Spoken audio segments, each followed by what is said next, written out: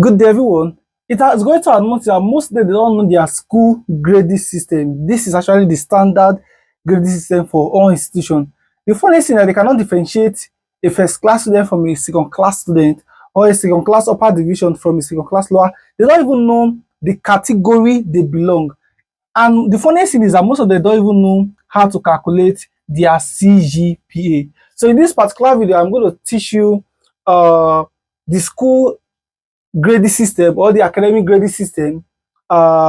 If you're on probation, if you're on withdrawal, the categories that are involved, and how scores are actually allocated, including how to calculate your CGPA. So this video will be of two segments. One of them is what you are seeing here now, while the other will be the major calculation with life example on how to calculate your CGPA. So the first one we have here is percentage, letter grade, and grade point.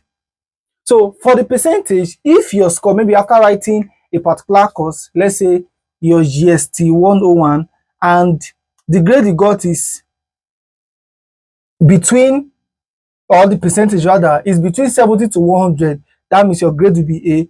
Then if it is 60 to 69, it will be B, 50 to 59 will be C, 45 to 49 it will be D, 40 to 44 it will be E, 0 to 39, that is F. And this F here, another name for it is carryover. Most schools, they don't have D. So if your school does not have D, that means from 0 to 44, it is F. I repeat, if your school doesn't have E, rather, from 0 to 44, it is what? F, which is a carryover. Then this is actually the grading system: 5, 4, 3, 2, 1, and F is what? Is 0. So this is how you do the school grading system. So please take note, these are the grade points. So if you have A, you have 5. If you have B, you have 4, 3, 2, 1, and what? And 0. Let's move to our next scale here, which is the category scale. If your CGPA is between 4.50 to 5.00, you are a first class student. The second class is actually divided into two. We have the upper division and we have the lower division. If your CGPA is between, the second class generally is from 4.44 down to 2.40. So this is a second class CGPA. So if you are between 4.49, not 44.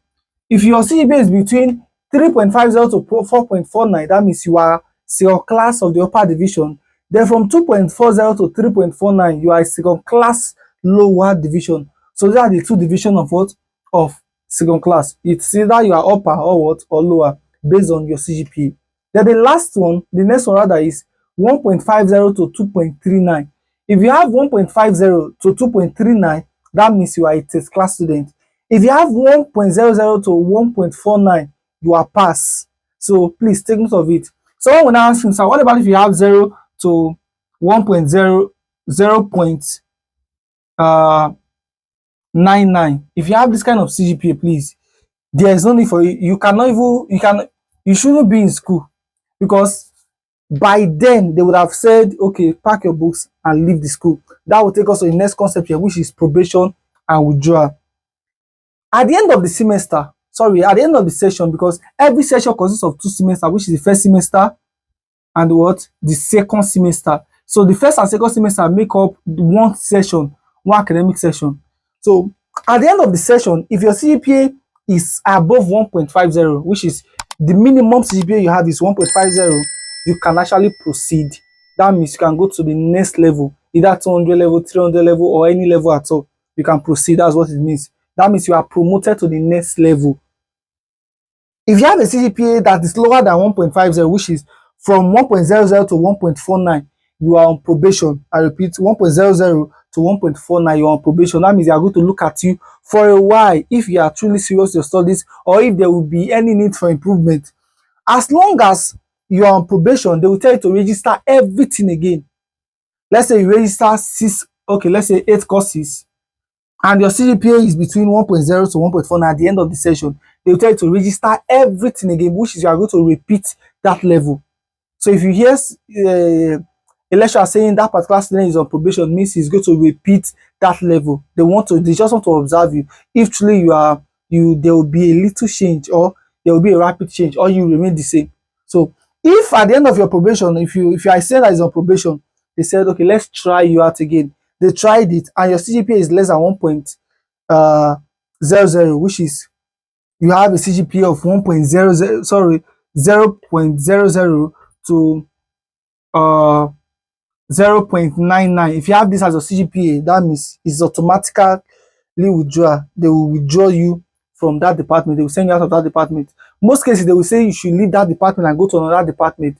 But some will not do that. They will just tell you, pack your loads and leave the school. So most of them, they're actually in school, but they don't know if they are on probation, they are withdrawn already, they are on pass, they are third class, they are second class upper or lower division, or they are first class. So I believe with what I've explained now, you can easily say maybe you're on probation, you can proceed, you have withdrawn yourself already, or you know your category. Then the next thing I'm going to explain here is the allocation of score.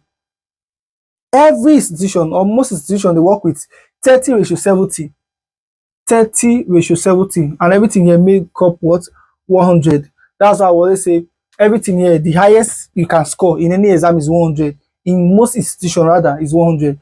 So in this situation, 30% of it is for your CA, continuous assessment, and the assessment consists of your test, your assignment, your presentation, your attendance, very, very compulsory. So that is where you can get your 30% from. So if you are a very smart student, if you attend classes all the time, if you do the assignment, if you involve yourself in project presentation, and you perform excellently well in test, your 30 mark will be complete. Maybe they might give you 25 all over 30, which is a very pass mark. Then if you write the exam, your exam is all over what? 70. So 25 plus whatever you're going to get in the exam should be able to take you to whatever grade that we have here. So that is a general overview of your academic grading system.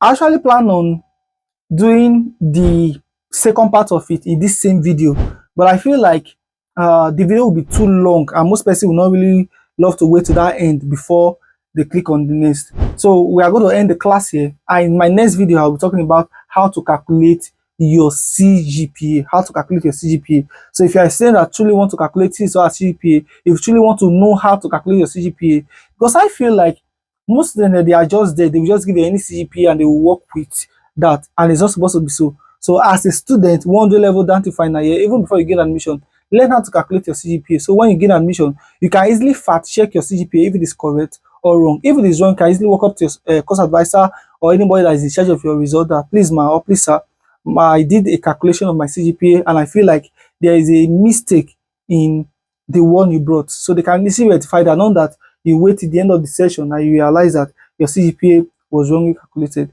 So if you truly want to learn how to calculate your CGPA, what are you waiting for? Smash the subscription button, like the video, drop a comment in the comment section. I will be waiting for you in our next video. See you. God bless you.